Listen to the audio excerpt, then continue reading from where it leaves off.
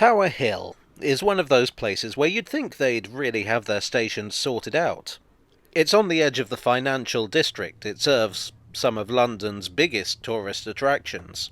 Yet the stations here are a bit of a mess. There are three unconnected stations: Tower Hill, Tower Gateway, and Fenchurche Street.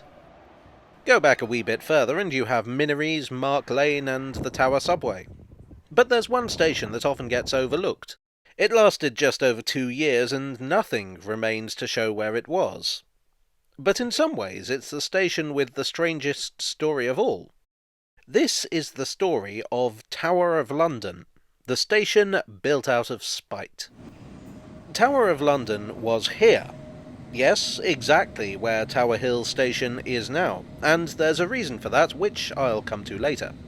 As to how it came to be here, well, it's a story that involves broken promises, petty rivalries, and all those other things that we love about Victorian railways. The station was built by the Metropolitan Railway, which might raise an eyebrow or two. Tower Hill is not on the Metropolitan line, it's on the District and Circle lines. History time. So, I've talked a few times recently about the whole situation with the District Railway and the building of the Circle Line, so I will keep it brief. In 1863, the first section of the Metropolitan Railway was opened from Paddington to Farringdon, or Bishop's Road to Farringdon Street as they were known back then. The engineer John Fowler, who had built the Metropolitan Railway, recommended extending this at either end to form a big circle, what we now know as the Circle Line. To get this built, a new company was formed, named the Metropolitan District Railway. This was supposed to build the southern part of the Circle Line, or Inner Circle as it was known then, and then be absorbed into the Metropolitan Railway. Meanwhile, the Metropolitan Railway would extend its own line down to somewhere around Tower Hill, where the two railways would connect. But the Circle Line proved very expensive to construct. The district had trouble raising money. The first section of the Inner Circle opened in 1868, and it wouldn't be completed until 1884. As a result, the Metropolitan Railway decided they didn't want to absorb the district after all. The two companies became bitter rivals to an insane degree. This was at least in part because the chairman of the companies, Edward Watkin of the Metropolitan and James Stats Forbes of the district, were arch-enemies.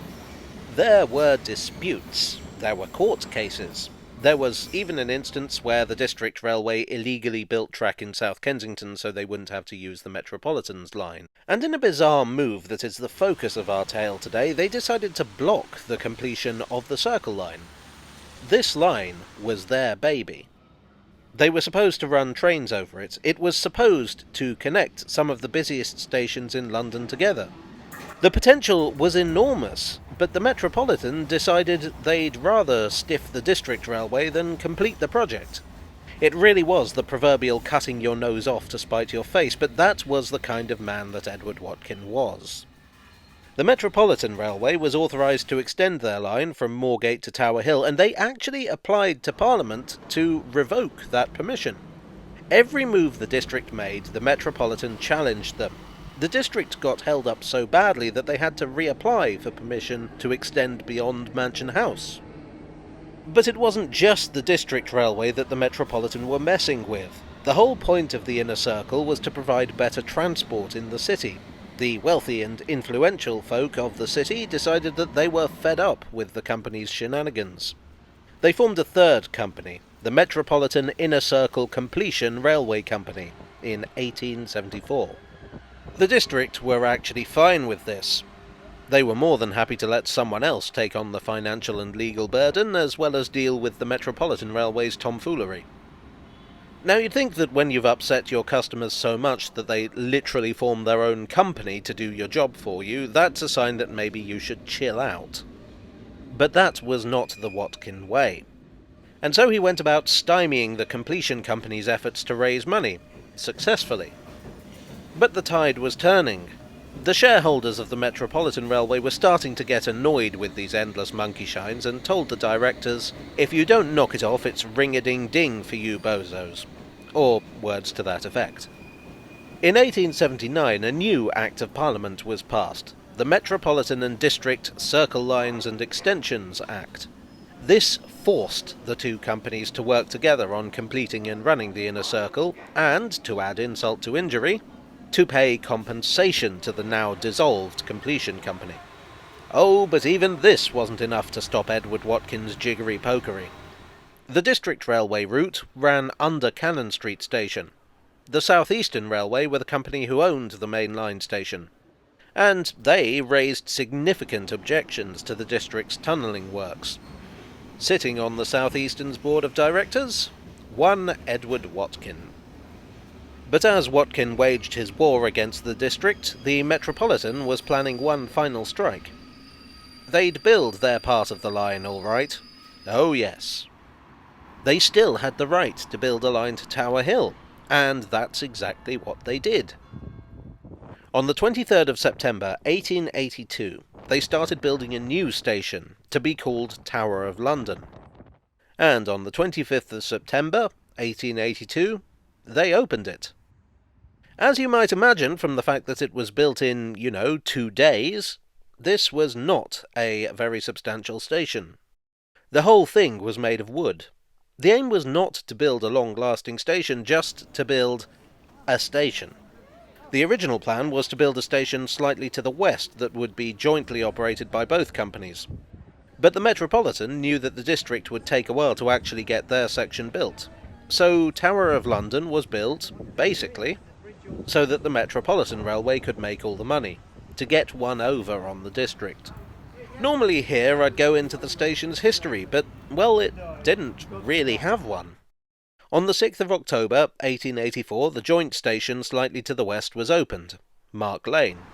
The two stations were so close together that even Edward Watkin wouldn't have been able to make a case for keeping both.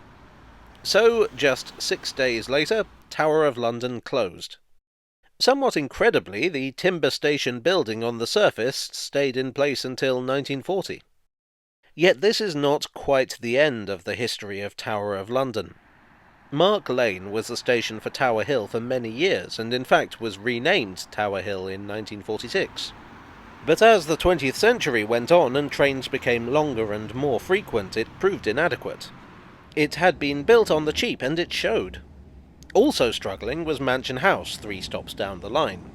The District Line is a line that's quite busy in the west, very busy in the middle, much less busy in the east. So they like to terminate some of their underground trains in the city.